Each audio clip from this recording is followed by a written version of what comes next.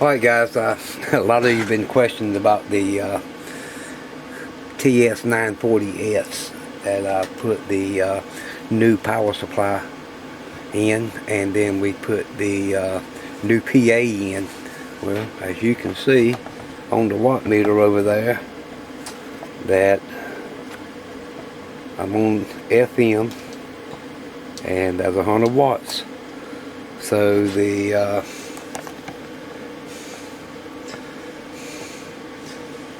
new PA board is working. Now, why was the reason why it wouldn't key up before and show any power? Well, I'll show you. This is the RF unit that came out of this radio, and I swapped it with an old radio that I had that did a video a long time ago about TS940 with dots going through the rabbit hole. Well, this is the board that's in there is actually the board that came out of that radio. Now that board has problems also. This radio will not receive with that board in there, but it transmits fine and puts out a 400 watts. So that tells me there's something in the RF chain on this board that is bad. And we'll probably have to start going through here, checking these relays, these transistors and stuff on through this circuit. And this is what I'm thinking. With all the work that we saw done on the original PA board that was in this thing, and someone has swapped it out with another PA board, there's no telling what they done, and could have shorted out the RF transistor on this board, keeping it from putting any power at all out. So we're going to have to get this board in the board holder and go through it and desolder some stuff and check it out, see if we can figure out just what's causing this board not to transmit. Now this radio receives good with this board in there, it just doesn't transmit. The board that I put in there has a lot of problems with it. You can see the radio is up and running at the moment. If I turn this thing off and go to turn it back on, I can't promise you. Well, you see it just went out. So there's something else, and you can see what it's doing. So for some reason, that's either something that's throwing some voltages down and blanking the phase lock loop out on one of the 4 phase lock loops that's in this thing. And you see it will not start back now. I can keep playing with it, let it completely drain down, hit the switch, it'll finally come back up. But anyway, we saw the main thing that we wanted to see with this radio put out a 400 watts, and it does with no problem. Does it on sideband. Like I say, I had it on FM. I got the drive turned all the way up so we could see that 400 watt output. So again, what we're going to have to do is go through this RF chain and see if we can find out what the problem is.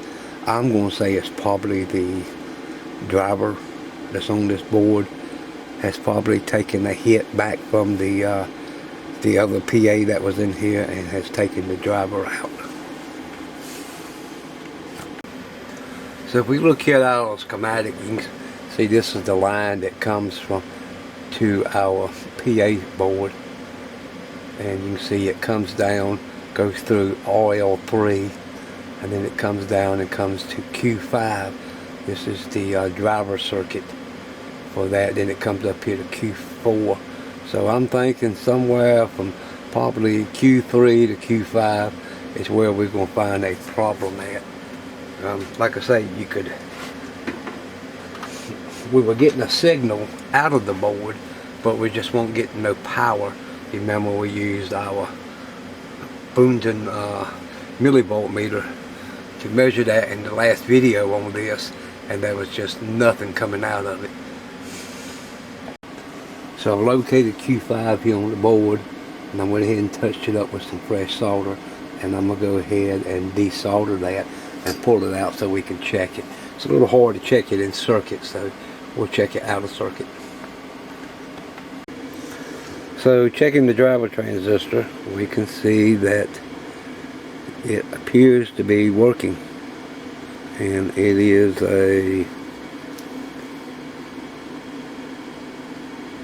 C1973. So the driver transistor seems to be okay. Alright guys, sorry about the noise in the background. It's like 18 degrees out, so I got the heater blasting in here.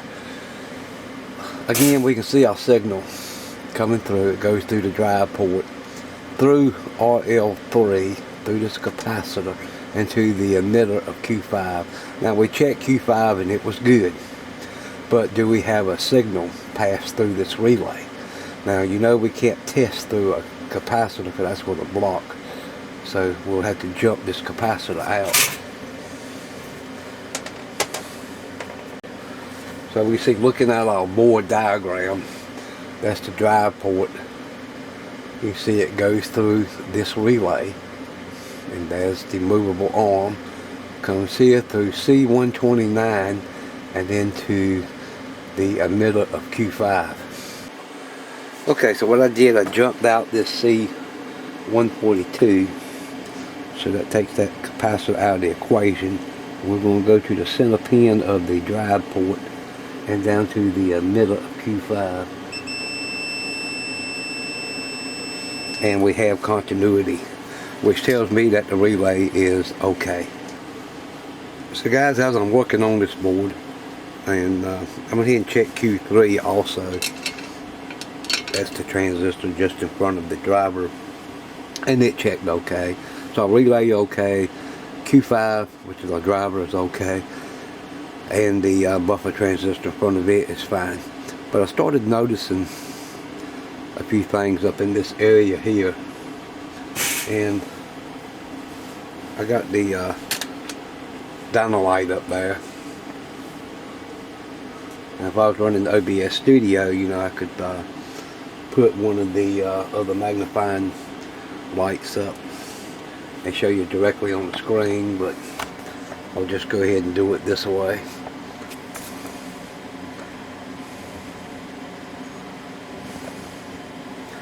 And you can see right there, this ground pin is cracked for the drive connector. This side's fine, but that side's cracked, so that's not going to be the problem. But if we look right here, we can see this pin is cracked. I haven't looked at it in the circuit to see what it is, but yeah, that is a problem also.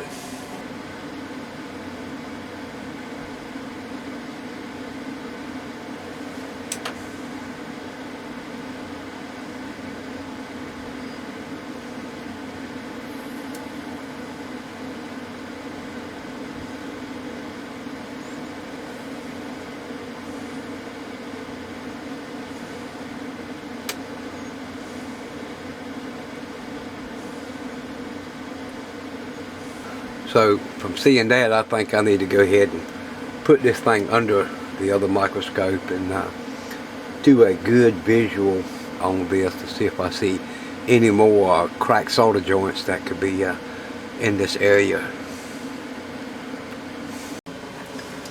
Alright, so I got it under the electric wheel microscope, and you can see that one's cracked. That one's cracked. Crack starting around that one, the crack around this one.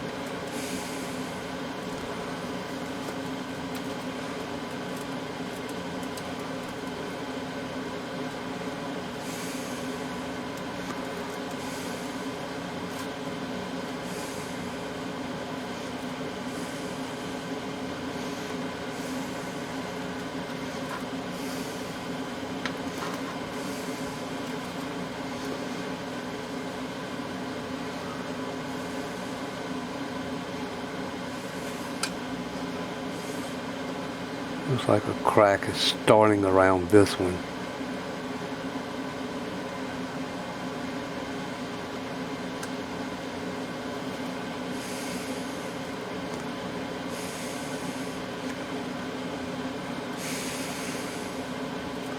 This is another reason why I'm thinking about trying to get a bigger ultrasonic cleaner, because you can see how dirty this board is.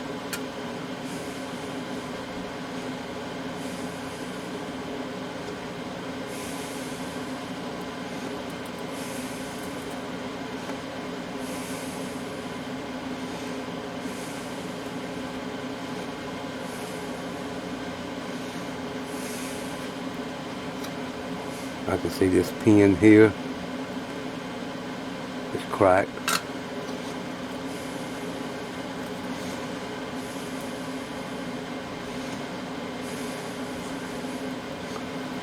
There's a ground pin that's cracked.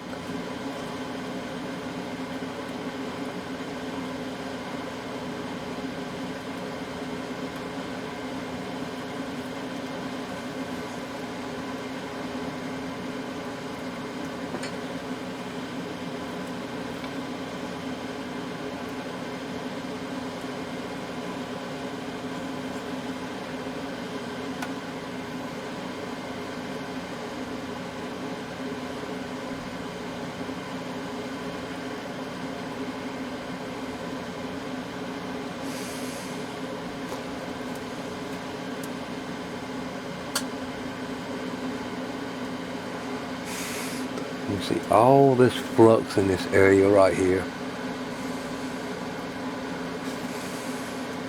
And I have seen that from the factory on these radios.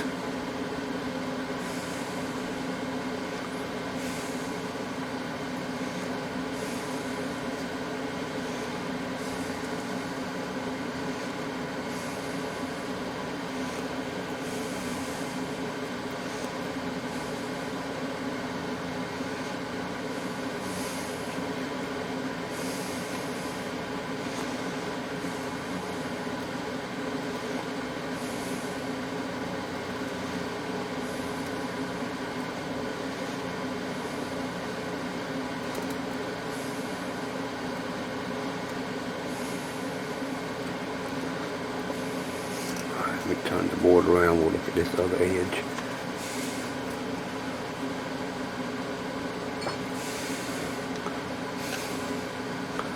That's a bit questionable.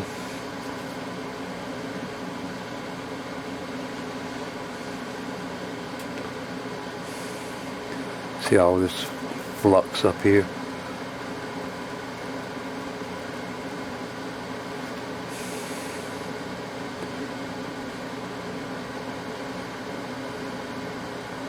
A lot of flux.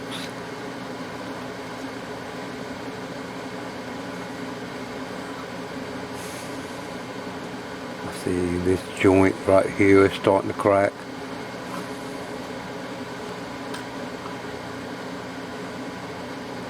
So is this one beside it.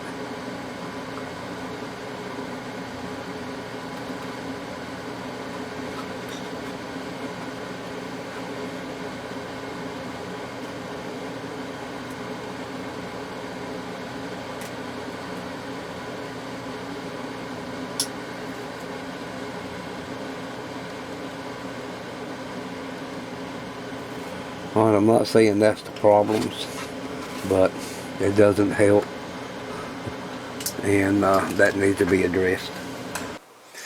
Well, since everything else we tested good and it still doesn't work, next thing we need to do is just go ahead and start checking some voltages.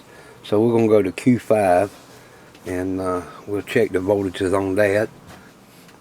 And as you can see on the emitter, we should have 4.5 volts.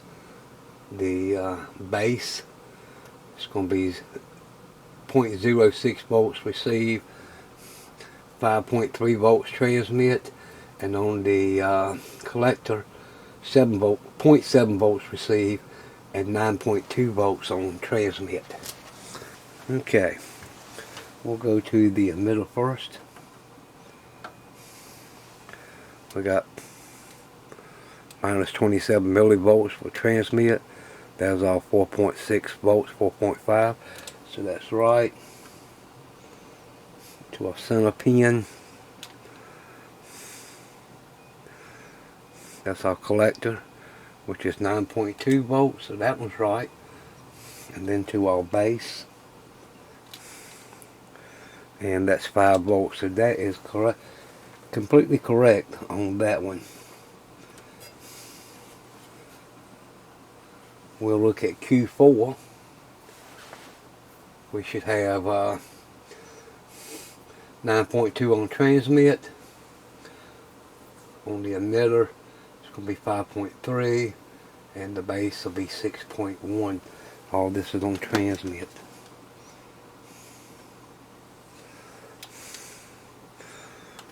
So that was our 5 volt.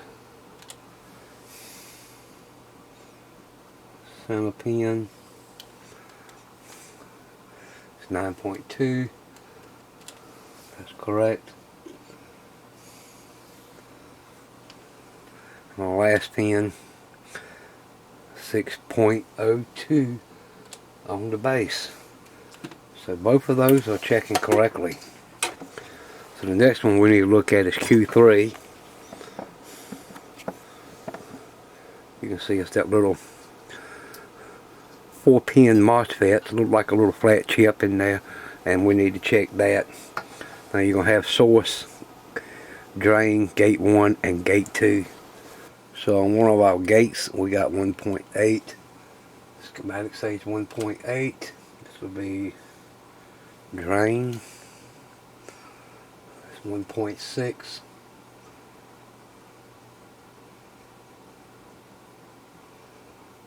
Schematic calls for 1.5.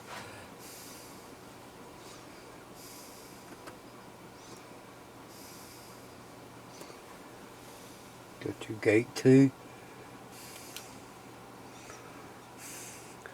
11.8.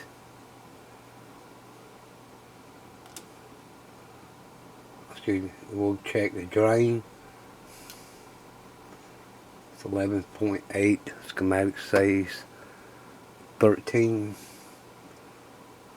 volts. And the last one,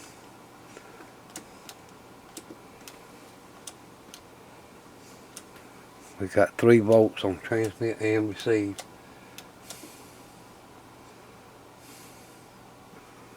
That's going to be on G1. Schematic says 2.1 transmit and receive. So on G2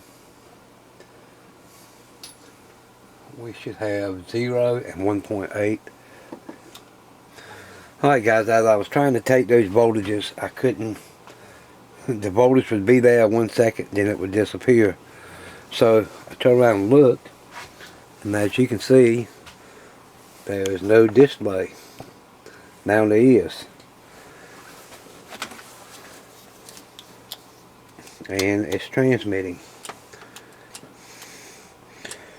But I kept noticing I would check the voltage, and the voltage would be there, and then I go to check the next voltage, and it wasn't there. So I was thinking, okay, we got some voltage problems. But you see it just flashed. Now I'm keying the mic. See the display's gone, and the on air light is flashing and not coming on like it's supposed to. So we have another issue with this radio. If we spin the dial, the frequency will come back. And when we go into transmit, it just went back out again. Well, I stood the radio up on its side,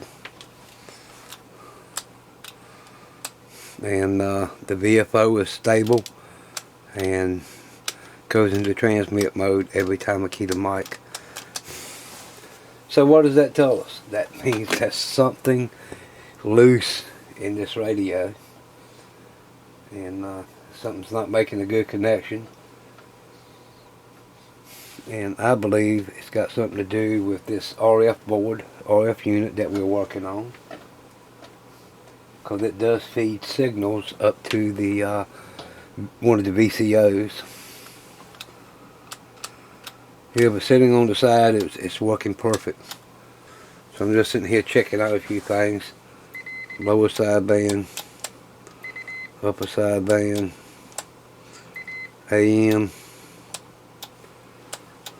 go to FM. The light started flashing. Now it's out and the display is going in and out again.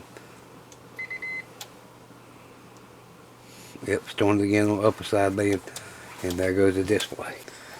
So guys, these radios are notorious for these connectors to get a little corrosion on them. The way they're made,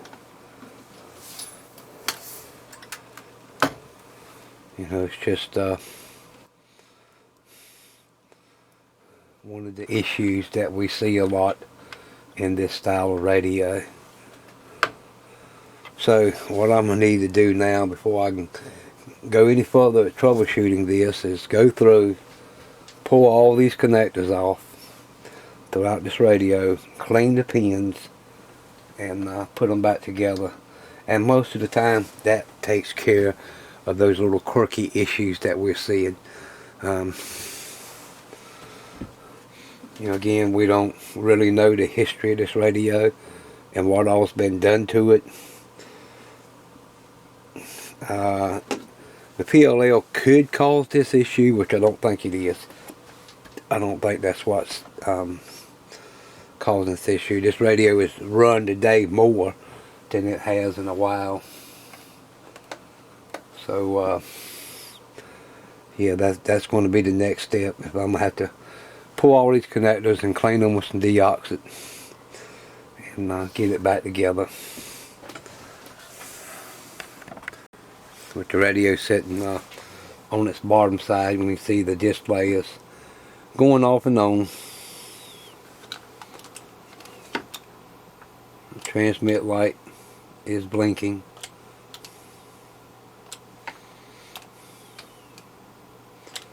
Works when it wants to. Now it went out again. So guys, this is where we are on the TS940. I just want to get out here today and do a little playing around with it and see exactly what was going on. And I think we learned quite a bit. With the other board that I had in it, my spare board, the radio will transmit, just doesn't receive. With this board it receives, but it doesn't transmit. So, and we got this other problem that's coming in. Again, I almost feel like it's in the RF board that's causing this issue too, since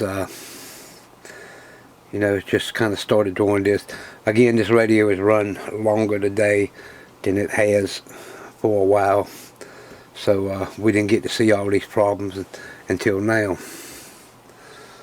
But stay tuned. There's more to come on it. Like I say, I'm going to have to pour this thing together down and start cleaning connectors with deoxit.